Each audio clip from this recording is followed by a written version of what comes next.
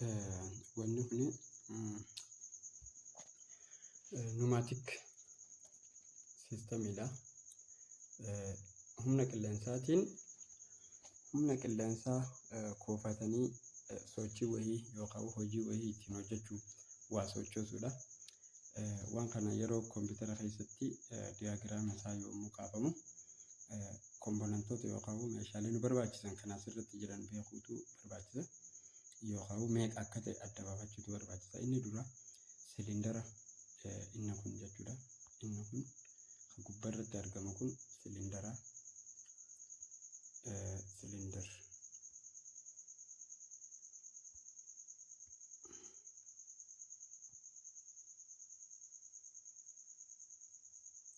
Inni kun akkuma ilaaltanii gartan inni raayitiin itti godhame kun siliindara. Siliindarri kun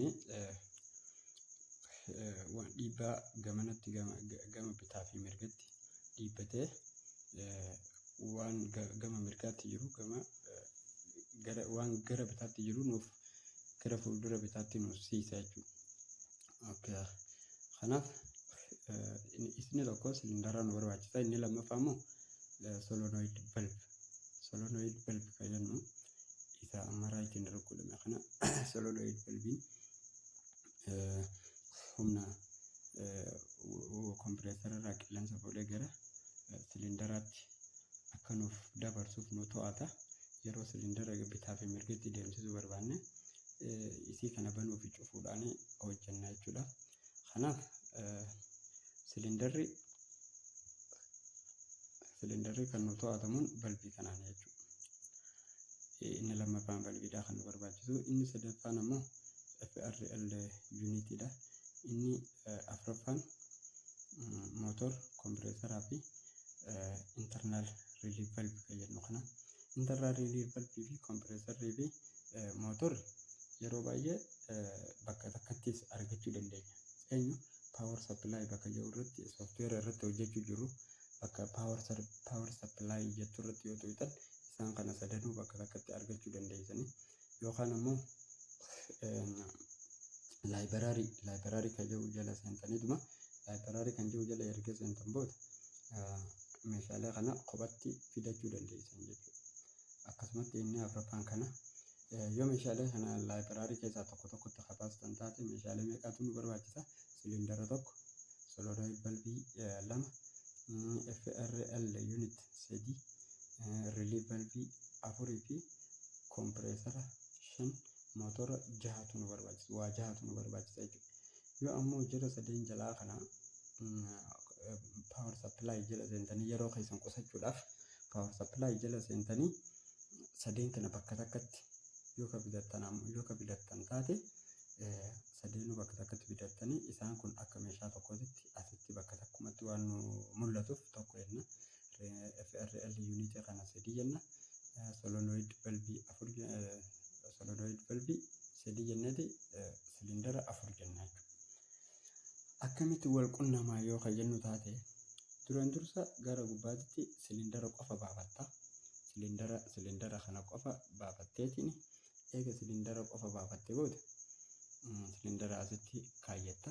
Erga asitti kaayyatteen booda isa lammaffaa immoo solenoid valve kana asitti siliindara jalatti gabbuutee kaayatta.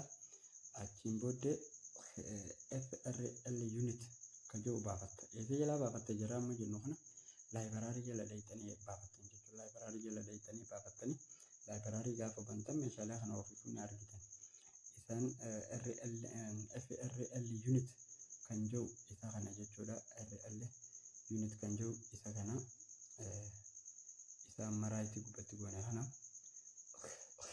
isa kana asirratti cinaacha kanatti kaayattanii achiin booddee jara sadeen kana fiddanii akkasumatti faayil jala library jala seentanii internal relief valve kan jiru fuutaniiti maawuzii kilik irra gootanii press hold kan jedhu san akkuma kilik right click osoo hin taane left clickiin quba keessan gadi gootanii akkasumatti qabdanii gaafa gadi deemtanii as fiddanii asumatti keessanii kompireesaraa fi mootoraas akkanumatti wal bira keessan erga wal bira keessan booda kompiitaraa fi kompireesara ispeesii banaa jidduu gootanii walii osoo hin xuqne xiqqoo gargarsiisitanii ilaala asitti jechuudha. Asitti bakka raayitirra goona kana mootoraa fi kompireesara kana gargarsiisitanii kaayatan xiqqoo banaa jidduutti kennitanii fi achiin booda eega kana jenne booda sarara keessan qabattaniiti sarara keessan gara blind side kan jennu gamana achiin booda immoo road side kan jennu ulee tana ulee as jidduu jirtu road side gara road side fi gara blind side banaatan road side bakka ulee jirtu tana jechuudha. Bakka road side jiru kanarra dhuftaniitiin sarara keessan qabdanii asirratti kilik jettanii gadi asirratti jechuudha. Bakka kanarratti iddoo kanarra kilik jettanii gadi jabeessanii fuutaniiti solenoid balbii irra dhuftanii asitti kilik gootanii gadhiistanii ammallee blind side iddoo kana kan jiru blind side kanarratti kilik gootaniiti fuutanii solenoid balbii B kanarratti biddan jechuudha. Achiin booda solenoidii gara gubbaatiin erga xumurtan B irratti erga xumurtan booddee gara solenoidii gara jalaatiin P kayyannoo kana P kayyannoo kanaatu jira. P kayyannoo kanarratti kilik gootanii sarara qaxxitaa fidanii maal kompireesarra gootan. Kompireesara irratti erga biddan booda kompireesaraa fi mootora jidduu sarara xiqqoo jirtu tana laala. Sarara xiqqoo jirtu kilik kompireesara irratti gootanii gara mootoraa biddanii gaafa xuqxanii kilik gootanii irraa gadhiistanii sararri kun isiniif wal qunnamsiisa. Achi booddee ol deebitaniitiin internal relief valve kayyoo isa kana jechuudha. Internal relief valve isa kana bakka xarafa kanarraa fuutanii kilik gootanii achirratti qabdanii jabeessanii press hold kan jennu san gootaniiti garanatti gara laayinii kanaatitti maal gootanii xuqxanii jechuudha. Achi booda gadhiistanii sararri isiniif wal tuqa. Dabri ammas FRL unit kayyoo kun asitti waan argamuuf durumaanuu kaayyattanii waan jirtaniif bakka kanarratti xuqxaniituma gara laayinii gubbarraa gad dhufe kanaan gad xuqxanii achi booda deemtanii simulation bakka jettutti play gootanii isiniif hojjetaa jechuudha. Akkasii kun waan salphaadha. Uummata akka warri COC fudhachuu deemuufis ni fayyada. Warra hojiidhaaf itti hojjechuu deemuufis ni fayyada. Bifa kanaan hojjettanii waan daawwattaniif galatoomaa isiniin jenna.